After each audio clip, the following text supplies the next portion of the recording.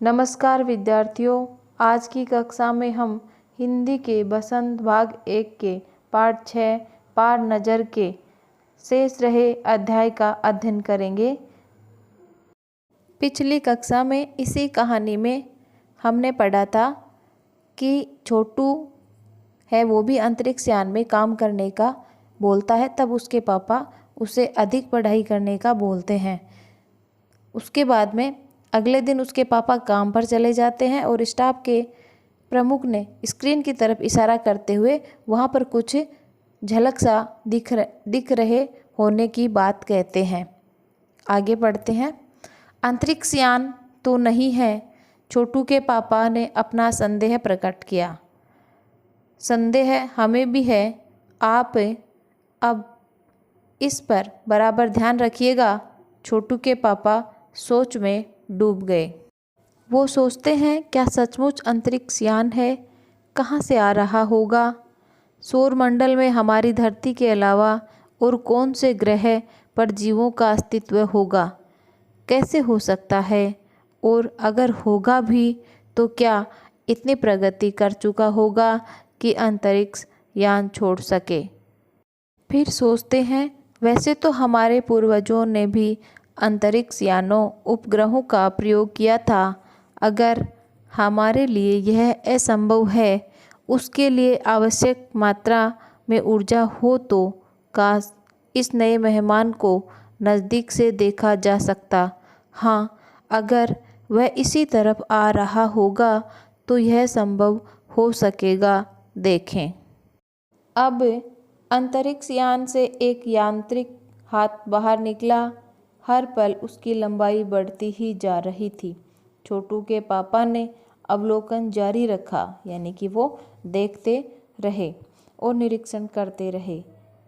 Colony की प्रबंध समिति की सभा बुलाई गई थी। अध्यक्ष भाषण दे रहे थे।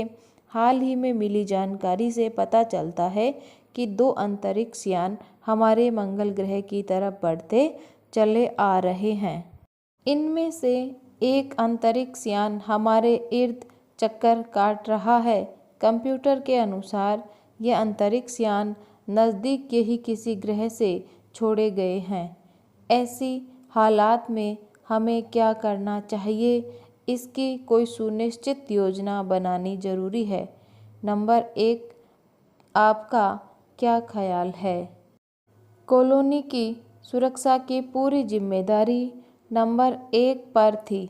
उन्होंने कुछ कागज समेटते हुए बोलना आरंभ किया।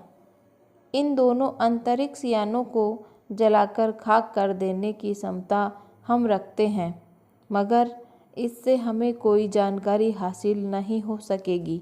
अंतरिक्ष यान बेकार कर जमीन पर उतरने पर मजबूर कर देने वाले यंत्र हमारे पास नहीं हैं। हालांकि अगर ये अंतरिक्ष यान खुद ब खुद जमीन पर उतरते हैं तो उन्हें बेकार कर देने की क्षमता हम में अवश्य है। मेरी जानकारी के अनुसार इन अंतरिक्ष यानों में सिर्फ यंत्र हैं, किसी तरह के जीव इनमें सवार नहीं हैं। ये सब अनुमान लगा रहे हैं उस कंप्यूटर में देख करके आते हुए अंतरिक्ष से। नंबर 1 की बात सही लगती है। नंबर 2 एक वैज्ञानिक थे। वे बोले, हालांकि यंत्रों को बेकार कर देने में भी खतरा है। इनके बेकार होते ही दूसरे ग्रह के लोग हमारे बारे में जान जाएंगे। इसलिए मेरी राय में हमें सिर्फ अवलोकन करते रहना चाहिए। यानी कि वहाँ पर जो 2 नंबर के वैज्ञानिक थे, उन्होंने कहा कि इन यंत्रों को बेकार कर देना भी हमारे लिए क्या है, खतरा। और बेकार होते ही जो दूसरे ग्रह हैं वो भी हमारे बारे में जान जाएंगे। इसलिए हमें क्या करना चाहिए, केवल जो अंतरिक्ष यान आ रहे हैं उनका अवलोकन करते रहना चाहिए कि ये क्या है और किस प्रकार से आ रहे हैं। हो सकता है गलतफहमी हो कि इस ज़मीन पर कोई भी चीज़ इतनी महत्वपूर्ण नहीं है कि जिससे वे लाभ उठा सकें। अध्यक्ष महोदय से मैं यह दरख्वास्त करता हूँ कि इस तरह का प्रबंध हमारे यहाँ किया जाए। नंबर 3 सामाजिक व्यवस्था का काम देखते थे। यहाँ अलग अलग नंबर दे रखे हैं और उन प्रत्येक नंबर को अलग अलग व्यवस्था दे रखी थी। तो जो तीसरे नंबर के हैं वो क्या करते थे, सामाजिक व्यवस्था का काम देखते थे। उनकी बात के जवाब में अध्यक्ष कुछ बोलने जा ही रहे थे कि फ़ोन की घंटी बजी। अध्यक्ष ने चोंगा उठाया। 1 मिनट बाद सभा को संबोधित करते हुए उन्होंने कहा, भाइयों, अंतरिक्ष यान क्रमांक 1 हमारी ज़मीन पर उतर चुका है। यानी कि उनमें से जो पहला अंतरिक्ष था वो हमारी ज़मीन पर उतर गया था। वह दिन छोटू के लिए बड़ा ही महत्वपूर्ण दिन था क्योंकि पापा उसे कंट्रोल रूम ले गए थे। यहाँ से अंतरिक्ष यान क्रमांक 1 साफ नज़र आ रहा था। कैसा अजीब लग रहा है यहाँ, इसके अंदर क्या होगा पापा, छोटू ने पूछा। यानी कि छोटू के लिए वो दिन बहुत महत्वपूर्ण था क्योंकि वो अपने पापा के साथ में कंट्रोल रूम गया हुआ था उस दिन, और वहाँ पर उसने अंतरिक्ष यान क्रमांक 1 को साफ देखा, नज़र आते वहाँ से उसको साफ दिखा। और फिर वो सोचता है उसको देख करके कि ये कैसा अजीब लग रहा है, इसके अंदर क्या होगा। यानी वो जानना चाह रहा है कि उसके अंदर क्या होगा और अपने पापा से पूछता है। अभी नहीं बताया जा सकता, दूर से ही उसका निरीक्षण जारी है। यानी उसके पापा कहते हैं कि अभी से नहीं बताया जा सकता कि उसके अंदर क्या होगा, अभी दूर है और उसका निरीक्षण है वो जारी है और उस पर हमारा ध्यान है और उसके हर अंग पर हमारा नियंत्रण है। वक्त आने पर ही हम अगला कदम उठाएंगे, छोटू के पापा ने बताया। उन्होंने छोटू को एक कंसोल दिखाया जिस पर कई बटन थे। अब अंतरिक्ष यान से एक यात्री हाथ बाहर निकाला। हर पल उसकी लंबाई बढ़ती जा रही थी। वह शायद ज़मीन तक पहुंचकर मिट्टी उकेर लेना चाहता था। अब लोग स्क्रीन पर दिखाई दे रही अंतरिक्ष यान की इस हरकत को ध्यान से देख रहे थे। सिवा एक के उसका ध्यान कहीं और था। वो एक कौन था? छोटू, क्योंकि छोटू का सारा ध्यान कंसोल पैनल पर था। कंसोल का एक बटन दबाने की अपनी इच्छा को वह रोक नहीं पाया। वह लाल लाल बटन उसे बरबस अपनी तरफ खींच रहा था और सहसा खतरे की घंटी बजी। सबकी निगाहें कंसोल की तरफ मुड़ी। पापा ने छोटू को अपनी तरफ खींचते हुए एक झापड़ रसीद कर दिया, यानी कि उसके एक थप्पड़ लगा दिया और लाल बटन को पूर्व स्थिति में ला रखा। मगर उस तरफ अब अंतरिक्ष यान के उस यांत्रिक हाथ की हरकत सहसा रुक गई थी। यंत्र बेकार हो गया था।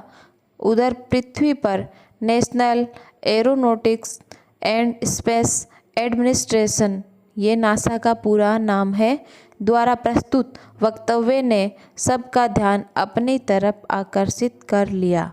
मंगल की धरती पर उतरा हुआ अंतरिक्ष यान वाइकिंग अपना निर्धारित कार्य कर रहा है। हालांकि किसी अज्ञात कारणवश अंतरिक्ष यान का यांत्रिक हाथ बेकार हो गया था।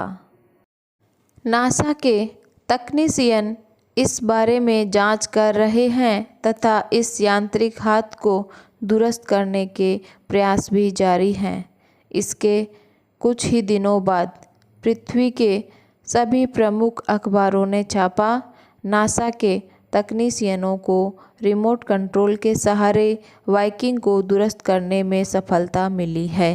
यांत्रिक हाथ ने अब मंगल की मिट्टी के विभिन्न इकट्ठे करने का काम आरंभ कर दिया है। पृथ्वी के वैज्ञानिक मंगल की इस मिट्टी का अध्ययन करने के लिए बड़े उत्सुक थे। उन्हें उम्मीद थी कि इस मिट्टी के अध्ययन से इस बात का पता लगाया जा सकेगा कि क्या मंगल ग्रह पर पृथ्वी ही तरह का जीव सृष्टि का अस्तित्व है। ये प्रश्न आज भी एक रहस्य है। यानी कि इस पैराग्राफ में बताया गया है कि पृथ्वी के वैज्ञानिक मंगल की इस मिट्टी के अध्ययन के लिए बड़े उत्सुक थे। वे मिट्टी के अध्ययन के द्वारा यह पता लगाना चाहते थे कि मंगल पर जीवों का अस्तित्व है या नहीं, और यह बात है वो आज भी एक रहस्य बनी हुई है। तो बच्चों, आज की कक्षा में इतना ही। इस कहानी के प्रश्नोत्तर अगली कक्षा में करेंगे। धन्यवाद।